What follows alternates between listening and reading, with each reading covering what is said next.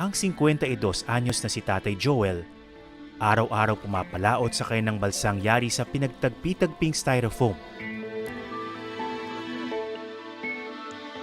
Layo niya ang mga palutang-lutang na plastik sa dagat. Matagal niyo na ba napapansin niyo na maraming plastic sa siyempre dagat? sa mga galing sa Ilog Pasig, kung saan na kuwan, napapadpad papunta sa amin. O yun, kinukuha namin yun.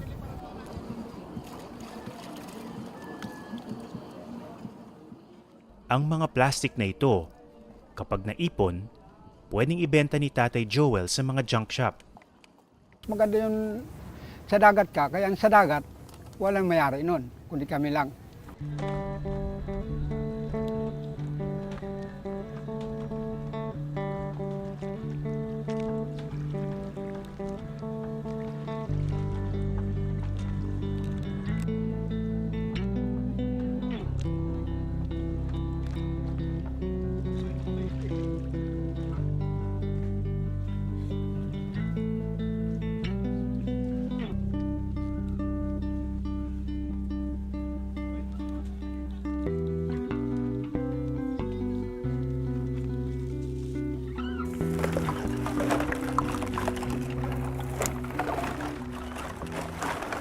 Galing sa dagat lahat yan eh. Ano yung pagpipilian mo ngayon? Ito, Mga mineral. pangsama ko yung mga mineral, kaya dahil ibang presyo yan. Yan, 12 yan. Yan, mabigat sa timbang yan, ganito. Ito ang gusto ko makakuha, marakarami akong ganito. Kasi ito, kapag kahit konti lang, medyo mabigat. Oo. Kung ganito na kahit makadalawang sako ka, hindi pa rin sapatan ko, lang eh. Magaan lang ito sa timbang eh. Okay. Oo.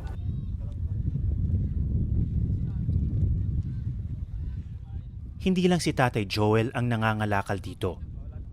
Ang iba nga, naglalakad na lang sa ilalim ng mga bahay para manguha ng mga inaanod na basura.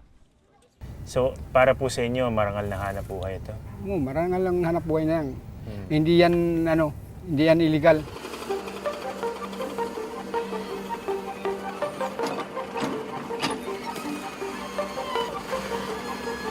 Sa halos lahat ng lugar kung saan naiipon ang basura, natatagpuan ang mga mangangalakal. Sa Rodriguez, Rizal, 20 taon na itong ginagawa ni Tatay Elianito.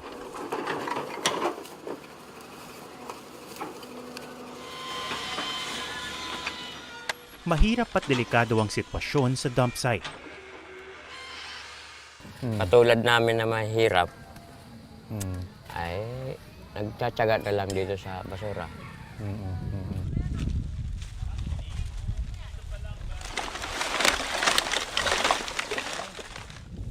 Dahil sa mga ngalakal gaya ni Tatay Elianito, ang basurang may ipon lang sana sa tambakan at posible pang mapunta sa dagat, nasisegregate at nare-recycle pa.